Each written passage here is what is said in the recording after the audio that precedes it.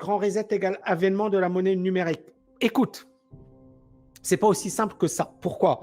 Parce qu'encore une fois, c'est le discours qu'on tient depuis de nombreuses années. Et après, les personnes vont dire ouais, mais il comprend rien, il est dépassé. Et c'est ça le truc. Il y a tellement de fanatisme autour d'une idée que dès qu'on vous dit le contraire, ça devient tout de suite quelque chose de terrible.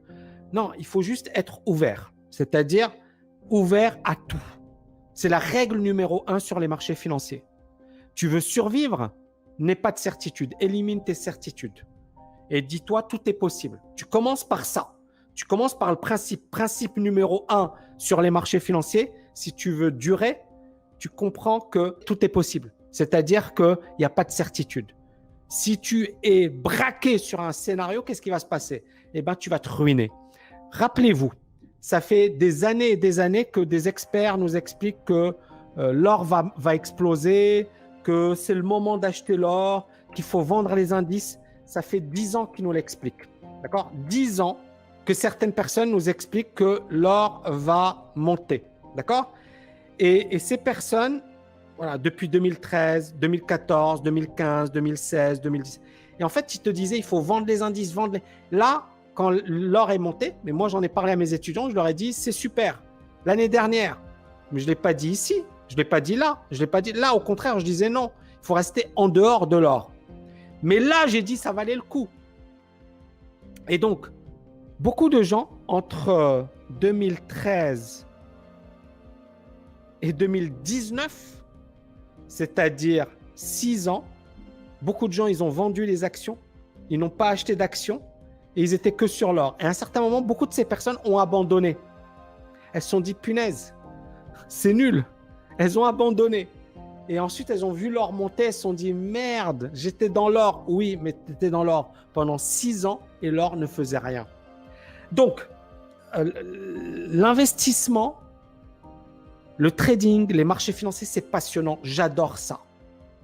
Et j'adore également le côté psychologique. Et le problème de beaucoup de gens, c'est qu'ils arrivent avec leur certitude.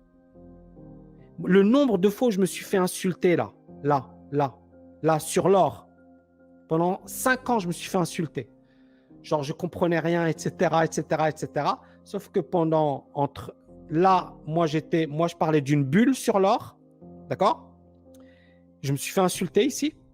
On m'a dit que j'étais le copain des banquiers, que j'étais acheté par les banquiers, etc., que je ne voulais pas que l'or monte, alors que j'en avais rien à foutre. D'accord? Mais on m'a dit ça. C'était trop marrant. L'or a baissé et depuis 2013, l'or n'a rien fait. 2019. Donc, faites les comptes avec moi, les amis. Le plus haut, on l'a fait en 2011 sur l'or. D'accord? On a fait un plus haut sur l'or en 2011. Et la hausse, elle s'est faite en 2019. On est bien d'accord? Ça fait 8 années. Donc, la personne qui a acheté là, sur l'or, ça valait 1900.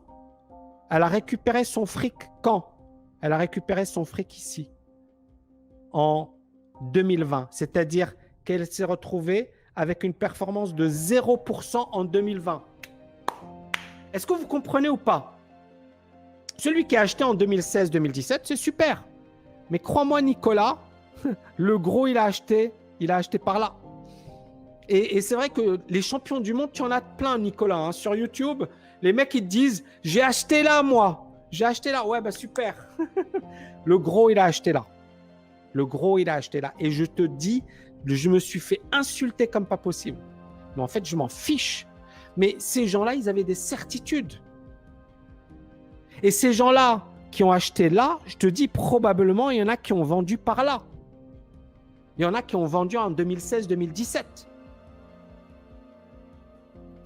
Donc, je ne vais pas faire de débat ou de comment dirais-je, vous dire j'ai raison. Je m'en fiche. Et le premier principe pour moi, c'est pas de vous dire voilà, j'ai raison. Je m'en fiche. Pourquoi? Parce que c'est pas ça le plus important. C'est à la fin, est-ce que tu gagnes ou pas?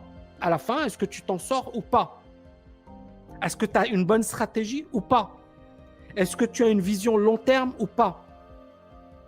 Parce que si tu as une vision court terme et tu es focalisé sur ce que dit Trucmuche machin, bah, tu risques de te retrouver comme le mec qui a acheté de l'or en 2011 et qui a dû attendre 2020 pour redevenir rentable.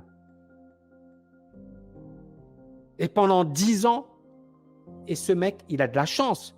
Parce que les gars qui ont acheté Vivendi et qui disaient c'est la 7e merveille du monde et cette action ne peut que monter, ben, ils n'ont que leurs yeux pour pleurer. Ils l'ont acheté à 130. Ils sont toujours perdants aujourd'hui. Hein. Est-ce que vous comprenez? Donc, je ne cherche pas à avoir raison. Je ne cherche même pas à vous dire je suis le meilleur. Je cherche même pas à me défendre. C'est-à-dire, il y a des personnes qui disent ouais, mais t'as pas raison, mais ceci. Non, mais je m'en fiche. Tu as le droit de penser que j'ai pas raison, que je suis dépassé, que je suis un dinosaure. Tu as le droit. D'accord? J'ai le droit également de penser qu'il faut utiliser sa tête de temps en temps. Il faut avoir une stratégie. Il faut avoir une vision long terme. On est d'accord ou pas? Il faut avoir une vision long terme.